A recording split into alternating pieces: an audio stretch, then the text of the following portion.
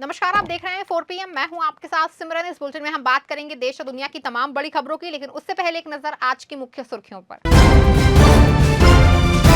देवेंद्र फडणवीस की सुरक्षा में तैनात हुए फोर्स 1 कमांडो संजय राउत ने बड़ा बयान दिया। उन पर लीबिया हमला करेगा क्या?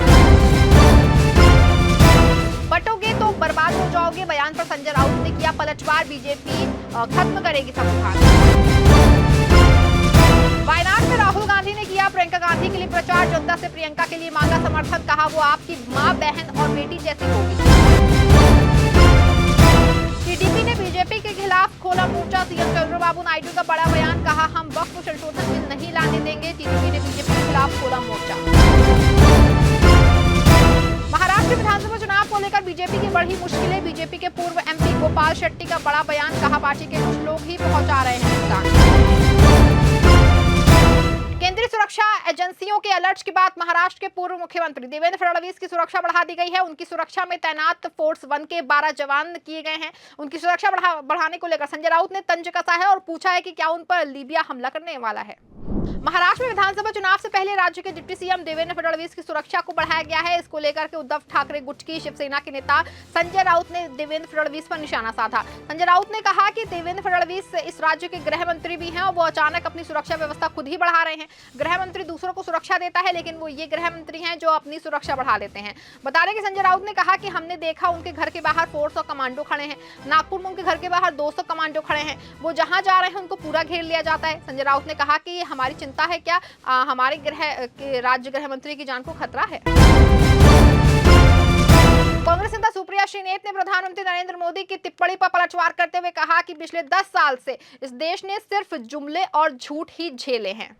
कांग्रेस नेता सुप्रिया श्रीनेत ने प्रधानमंत्री नरेंद्र मोदी की कांग्रेस पार्टी द्वारा चुनाव के दौरान किए गए वादों को पूरा नहीं करने के बारे में हालिया टिप्पणियों की आलोचना करते हुए कहा कि पिछले 10 वर्षों से देश ने केवल जुमले और झूठ सहन किया है। बता दें कि कांग्रेस नेता ने चुनाव के दौरान भाजपा द्वारा किए गए अधूरे वादों पर प्रकाश डाला। पिछले 10 साल से इस देश ने सिर्फ जुमलों और झूठ ही झेले हैं। हर साल 2 करोड़ नौकरियां पैदा करनी थी, हर किसी के बैंक खाते में 15 लाख रुपए आने थे, पेट्रोल 30 रुपए बेचना था। ये सब श्रीनेत ने कहा कि नरेंद्र मोदी के कारण इस देश में जुमलों को बर्दाश्त किया गया है। बसपा प्रमुख मायावती पर कांग्रेस प्रदेश अध्यक्ष अजय राय ने तंज कसते हुए कहा कि मायावती केवल वोट लेने के लिए राजनीति करती हैं। बसपा प्रमुख मायावती पर कांग्रेस प्रदेश अध्यक्ष अजय राय ने कहा कि मायावती जी को निश्चित तौर से मुख्यमंत्री बनाया गया था, लेकिन उनका जो सीएम के तौर पर दायित्व था या उसके बाद पूर्व सीएम के तौर पर या नेता के तौर पर जो दायित्व होना चाहिए था वो उन्होंने कभी भी पूरा नहीं किया। अनुसूचित जाति के साथ जितने रेप और अत्याचार हुए हैं ना, और लखीमपुर खीरी में एक पासी समाज के बच्चे को हिरासत में मार दिया गया, लेकिन मायावती जी कुछ भी नहीं बोली। वो केवल वोट लेने के लिए राजनीति करती है। उनको जनता के दुख तकलीफ से कोई मतलब ही नहीं है। वायनाड में राहुल गांधी ने प्रियंका गांधी के लिए भावुक टिप्पणी करते हुए कहा कि मैं उन्हें बहन के रूप में पाकर भाग्यशाली हूं। राहुल गांधी ने बहन प्रियंका गांधी के लिए एक जबरदस्त इशारा किया है और जनसभा को संबोधित करते हुए राहुल गांधी ने कहा कि वो भाग्यशाली हैं कि प्रियंका उनकी बहन है।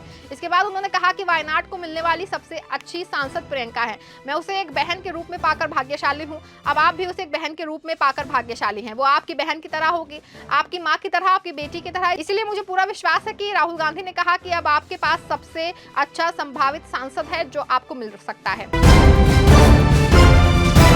वायनाड में प्रियंका गांधी ने बीजेपी पर तंज कसते हुए कहा कि मोदी जी की सरकार सिर्फ अपने बड़े बिजनेसमैन दोस्तों के लिए है काम करती है। कांग्रेस नेता और वायनाड से पार्टी के उम्मीदवार प्रियंका गांधी ने आरोप लगाया है कि पीएम मोदी केवल विशिष्ट व्यापारियों के लिए काम करते हैं। वहीं एक जनसभा को संबोधित करते हुए उन्होंने आरोप लगाया कि भाजपा लोगों को बांटकर और नफरत फैलाकर सत्ता में बने रहना चाहती है। मोदी जी की सरकार केवल अपने बड़े व्यापारी मित्रों के लिए काम करती है। उनका उद्देश्य आपको बेहतर जीवन देना नहीं है, ये नई नौकरियां ढूंढना नहीं है, ये बेहतर स्वास्थ्य या शिक्षा पहल और कार्यक्रम प्रदान करना नहीं है। ये केवल बने रहना है और किसी भी माध्यम से सत्ता संभव है। और वे साधन क्या है? वे साधन आपको विभाजित कर सकते हैं, गुस्सा फैला रहे हैं, आपके बीच नफरत फैला रहे हैं। कांग्रेस के शमा मोहम्मद ने बड़ा दावा करते हुए कहा कि प्रियंका वायनाड चुनाव में 5 लाख से ज्यादा वोटों से जीत हासिल करेंगी। पार्टी की वायनाड उपचुनाव उम्मीदवार प्रियंका गांधी वाड्रा पर कांग्रेस की राष्ट्रीय प्रवक्ता शमा मोहम्मद ने कहा कि उन्हें 110% यकीन है कि प्रियंका 5 लाख से अधिक वोटरों से चुनाव जीतेंगे। बता दें, प्रियंका गांधी एक बहुत मजबूत नेता हैं। वो पिछले 3 वर्षों से प्रचार कर रही हैं, इसीलिए वो राजनीति में नई हैं। वो लोगों के प्रति सच्ची हैं, जब वो किसी से मिलती हैं तो उन्हें गले लगाती हैं और ये सुनिश्चित करती हैं कि उनकी समस्या का समाधान हो। हमें 110% यकीन है कि वो 5 लाख से ज्यादा वोटों से जीतने वाली हैं। वायनाड के लोग बहुत उत्साहित हैं। कांग्रेस नेता राशिद अल्वी ने बड़ा बयान देते हुए कहा कि सुरक्षा बल जम्मू कश्मीर में आतंकवादियों को जिंदा पकड़े। कांग्रेस नेता राशिद अल्वी ने कहा कि बडगाम हमले के लिए जिम्मेदार आतंकियों को जिंदा पकड़ने के प्रयास किए जाने चाहिए और उनके पृष्ठभूमि के बारे में निश्चित सबूत दिए जाने चाहिए।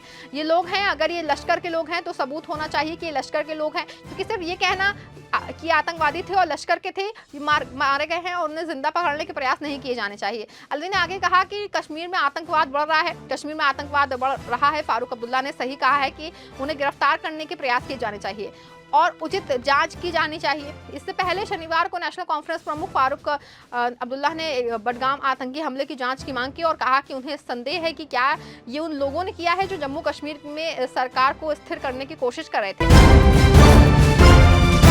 आम आदमी पार्टी के सांसद संजय सिंह ने बीजेपी पर निशाना साधते हुए कहा कि इस चुनाव के अंदर यूपी में कितने स्कूल और अस्पताल बनाए गए, भड़काऊ नारे देकर चुनाव लड़ रहे हैं। देश के दलित, पिछड़े, आदिवासियों और अल्पसंख्यकों को कहना चाहूंगा कि बटोगे तो बर्बाद हो जाओगे।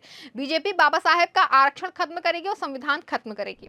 दिल्ली विधानसभा चुनाव को लेकर आम आदमी पार्टी ने कमर कस ली है। आम आदमी पार्टी के संयोजक अरविंद केजरीवाल राजौरी गार्डन से पदयात्रा के दूसरे चरण की शुरुआत कर रहे हैं। वहीं दूसरी तरफ उत्तर प्रदेश के मुख्यमंत्री योगी आदित्यनाथ के बयान बटोगे तो कटोगे पर पलटवार करते हुए आम आदमी पार्टी से सांसद संजय सिंह ने कहा कि बटोगे तो बर्बाद हो जाओगे। आप सांसद संजय सिंह ने कहा कि आम आदमी पार्टी के राष्ट्रीय अध्यक्ष अरविंद केजरीवाल जी ने कई विधानसभाओं के अंदर पदयात्रा शुरू की। पहले चरण की पदयात्रा में जनता का अद्भुत प्यार और आशीर्वाद मिला। हर क्षेत्र के अंदर अद्भुत और काम किया और इसी से बौखलाकर बीजेपी ने अरविंद केजरीवाल पर हमले की कोशिश की। इस यात्रा को रोकने की नापाक कोशिश की। दूसरे चरण की पदयात्रा की शुरुआत आज फिर राजौरी गार्डन से हो रही है। इस बुलेटिन में फिलहाल बस इतना ही। ऐसी तमाम राजनीतिक खबरों के लिए बने रहें और जुड़े रहें 4 PM के साथ। धन्यवाद।